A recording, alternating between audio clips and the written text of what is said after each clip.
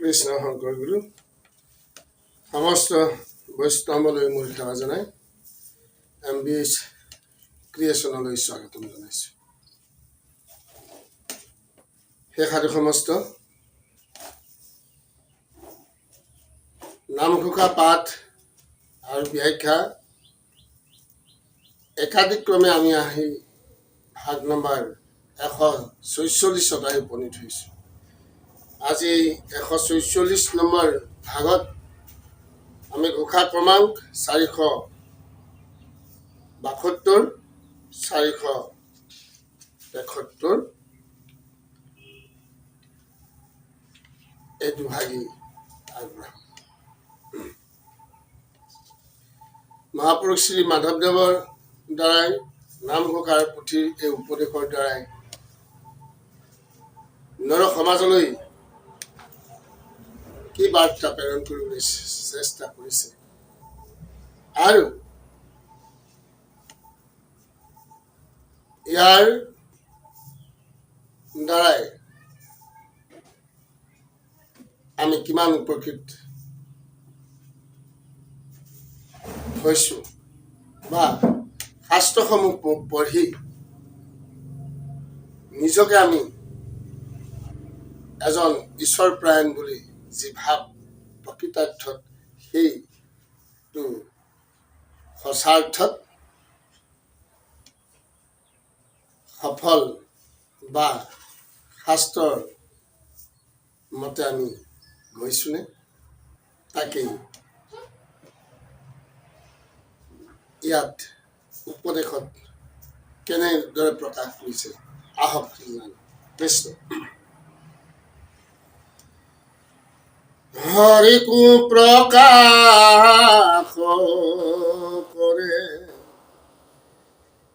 ৰাম কৃষ্ণ নামে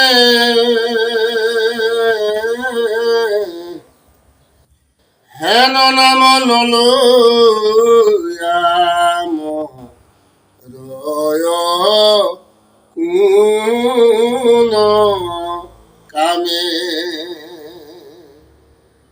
ৰাম হেন নাম নলয়াম ৰয় কোন কামে। মহাপুৰুষ শ্ৰী শ্ৰী মাধৱদেৱে এই ঘোষাৰ দ্বাৰাই সমস্ত বিশ্ব ব্ৰহ্মাণ্ডৰ প্ৰত্যেকজন মনুষ্যলৈ এইটো বাৰ্তা প্ৰেৰণ কৰিবলৈ বা উপদেশ আৰ্হিৰে বুজাবলৈ চেষ্টা কৰিছে যে হে নৰলোক, হে মন ভাই, ৰাম কৃষ্ণ নাম এনে এক শক্তিবন্ত যিজনে ৰাম কৃষ্ণৰ নাম সৰ্বক্ষণ মন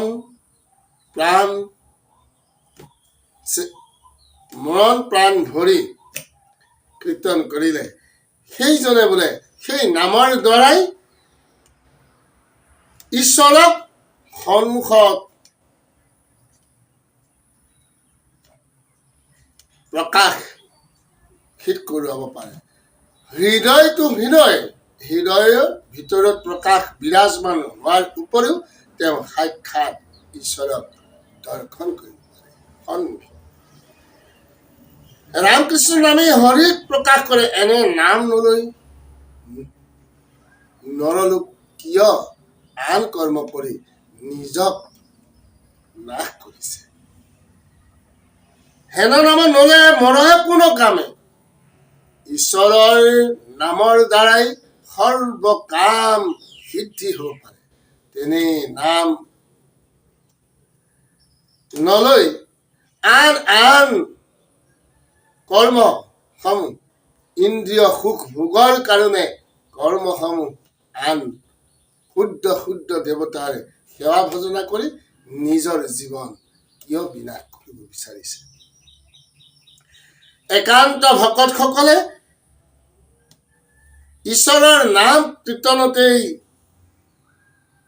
ৰতি কৰি থাকে আৰু সেই ৰতি প্ৰীতি কীৰ্তন কৰোঁতে কৰোঁতে মায়া মুক্ত হয়।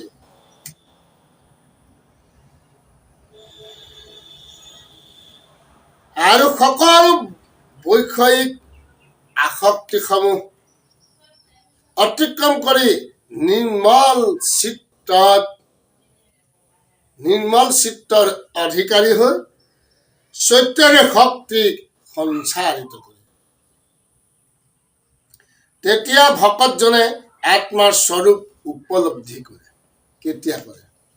যেতিয়া ঈশ্বৰৰ চৰণত লোকজনে শৰণাপন্ন হৈ সেই ঈশ্বৰৰ গুণ নামতেই ৰতি প্ৰীতি কৰি কৰি কৰি কৰি কৰি কৰি তেওঁ মায়া আসক্তৰ শূন্য হয় আৰু আসক্তি শূন্য হোৱাৰ পিছত তেওঁ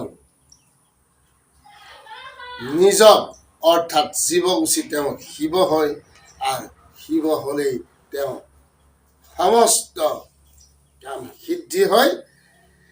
তেতিয়া ভক্তজনে আত্মাৰ স্বৰূপ উপলব্ধি কৰে। এনে পৰম মংগলময় হৰিনাম যিসকলে কীৰ্তন নকৰে তেওঁলোকৰ ব্যৰ্থে আয়ু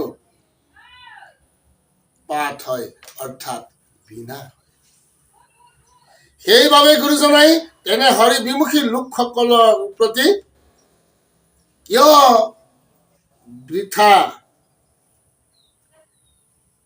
ব্যৰ্থ আয়ুপাত কৰি নিজক নাশ কৰিছে বুলি আক্ষেপ কৰি সমস্ত মৃত্যুমুখী লোককেই একান্তভাৱে হৰি নাম কীৰ্তন কৰিবলৈ উপদেশ প্ৰদান কৰিছে। হে ৰাম কৃষ্ণ।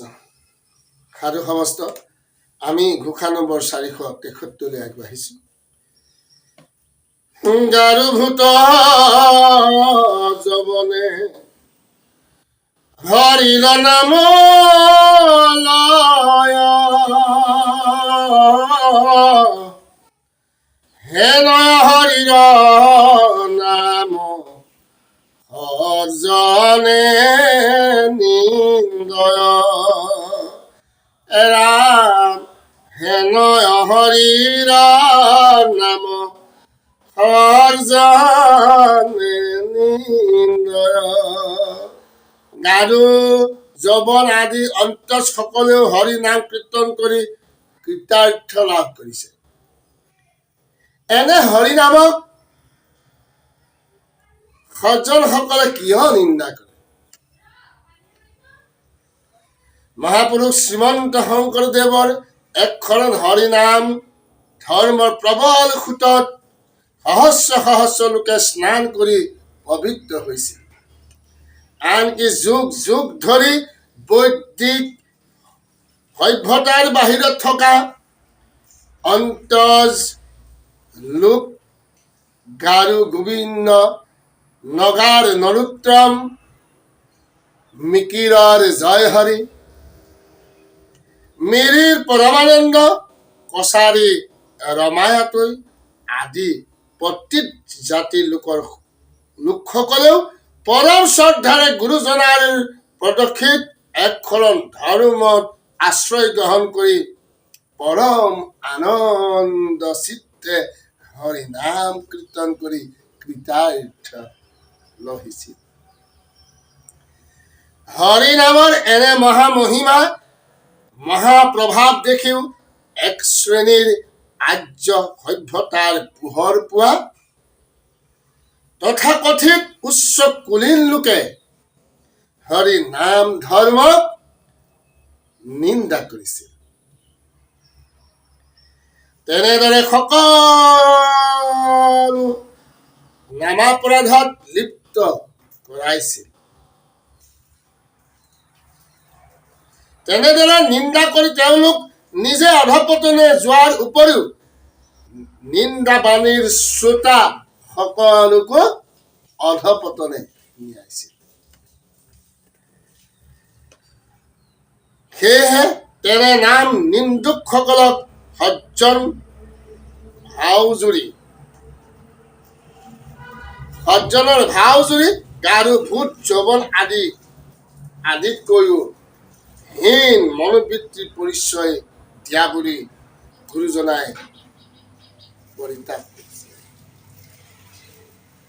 কৃষ্ণ আৰু সমস্ত খণ্ডটি আজি ইমানতে সামৰিছোঁ। আপোনালোকে